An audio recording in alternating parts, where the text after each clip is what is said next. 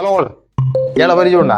ഒരു 1.5 കൊല്ലം മുമ്പേ ഞാനൊരു വീഡിയോ ചെയ്തിട്ടുണ്ടായിരുന്നു. അതായത് ഫേസ്ബുക്ക് പേ ഔട്ടായിട്ട് ബന്ധപ്പെട്ട കാര്യം. ഫേസ്ബുക്കിൽ എങ്ങനെയാണ് നമ്മൾ പേ ഔട്ട് കറക്റ്റ് ആയിട്ട് കൊടുക്കേണ്ടത്. അന്ന് ഞാൻ സുക്കൂർ സുന്ദരന്റെ അക്കൗണ്ടാണ് ഞാൻ യൂസ് ചെയ്തിട്ടുണ്ടായിരുന്നത്.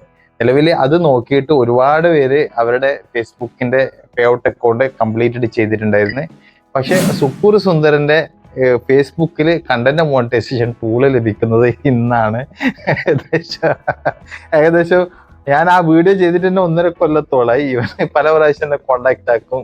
അപ്പം ഇവന്റെ പ്രശ്നം എന്ന് വെച്ച് കഴിഞ്ഞാല് മുമ്പൊക്കെ അവിടുന്ന് ഇവിടുന്നൊക്കെ കിട്ടുന്ന പിന്നെ പലതരത്തിലുള്ള വീഡിയോസ് ഒന്നും ശ്രദ്ധിക്കാതെ പിന്നെ കോപ്പിറൈറ്റ് ആയിട്ടുള്ള വീഡിയോസ് ഒക്കെ അപ്ലോഡ് ചെയ്ത് കൊടുക്കും. അങ്ങനെ പലതരത്തിലുള്ള ഇഷ്യൂസ് ഉണ്ടായിരുന്നു.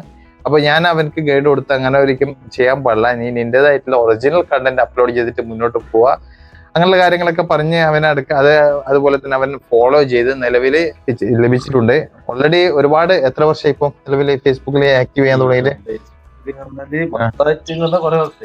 ഈ പുതിയ അക്കൗണ്ട് 1-2 വർഷത്തിനിടയിലാണ് ഇപ്പൊ അക്കൗണ്ട് ആക്കിയ ശേഷമാണ് പിന്നത് ഞാൻ പോസ്റ്റ് ഓരോ പോസ്റ്റ് മിക്സഡ് പോസ്റ്റ് ഇട്ടോണ്ടായി. അപ്പൊ അതില് വന്നോണ്ടാണ് ഈ ഇനി ഏണിങ്സ് ഉണ്ടാക്കണമെന്നല്ല, നമുക്കൊരു വലിയൊരു ഇത് കിട്ടുമ്പോഴുള്ള ഒരു സന്തോഷം, ചെറിയ രീതിയിൽ നമുക്കൊരു ഏണിങ്സ് കിട്ടുന്നു. ഭാഗത്ത് കിട്ടുന്നത് നമുക്ക് കഷ്ടപ്പെടുന്നതിന് ഒരു ഫലം കിട്ടുന്നു. അതാണ് വളരെ നല്ല കാര്യം. സുക്കൂറിന് നിങ്ങൾക്കും പ്രചോദനമാക്കാം. കാരണം പല ആൾക്കാരും 2-3 മാസം ട്രൈ ചെയ്യും, എന്നിട്ട് ഇതിലൊന്നും ഒരു കാര്യമില്ല, നമ്മൾക്കൊന്നും ലഭിക്കൂല.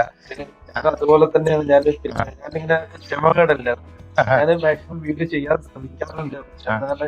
പിന്നീട് മടുപ്പ് വരും, ഒന്നുമില്ല അങ്ങനെയില്ല. പക്ഷെ ഇത് ഏറ്റവും നമ്മൾ ശ്രമിച്ചാൽ കിട്ടാത്ത ഒന്നുമില്ല. അതന്നെ തീർച്ചയായിട്ടും.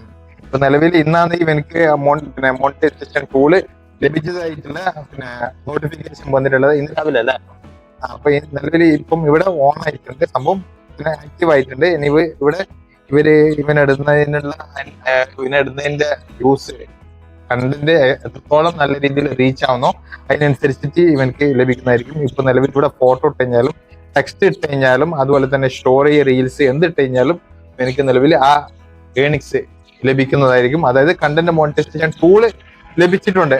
അപ്പം സുക്കൂറിനെ നിങ്ങൾക്കും ഒരു മാതൃകയാക്കാം. 2 വർഷത്തോളം ക്ഷമയോടെ കാത്തിരുന്നിട്ടാണ് ഈ ടൂള് ലഭിച്ചിട്ടുള്ളത്.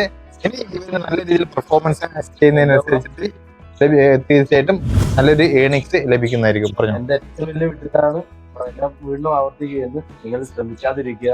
നല്ല നല്ല ഒറിജിനൽ കണ്ടന്റ് ശ്രമിക്കാതിരിക്കുകയല്ല, ശ്രമിക്കാതിരിക്കുക പറഞ്ഞൊരു മറ്റുള്ള പോസ്റ്റ് ഉണ്ട്. അതായത് പുറത്തെ പോസ്റ്റുകൾ ഒന്നും എടുത്തിട്ടില്ല നമ്മളല്ല, പിന്നെ അതുപോലെ തന്നെ ഒറിജിനൽ കണ്ടന്റ് ആയിരിക്കണം. എന്നാൽ മാത്രം നമുക്ക് യാത്രയിൽ നമ്മൾ കൊടുത്തിട്ട് ഉറപ്പാണ്. അതെ, തീർച്ചയായിട്ടും. ഇത് സൈഡ് വരുമാനം, വലിയ ലക്ഷങ്ങളോ കോടികളോ ആണെന്നില്ല, ചെറിയ രീതിയിൽ നമ്മുടെ വരുമാനത്തിന്റെ കൂടെ ചെറിയൊരു വരുമാനം നമുക്ക് ലഭിക്കുകയാണെങ്കിൽ വളരെയേറെ സന്തോഷമുള്ള ഒരു കാര്യം തന്നെയാണ്. അപ്പം നിങ്ങളും ഇതുപോലെ ശ്രമിച്ചു നോക്കുക, ഒരിക്കലും തളർന്നു പോരുത്, നിരാശപ്പെടരുത് എന്നാണ് നമ്മൾക്കും പറയാനുള്ളത്. അപ്പൊ എല്ലാവർക്കും നല്ലൊരു ശുഭദിനം നേരുന്നു. Okay, good bye.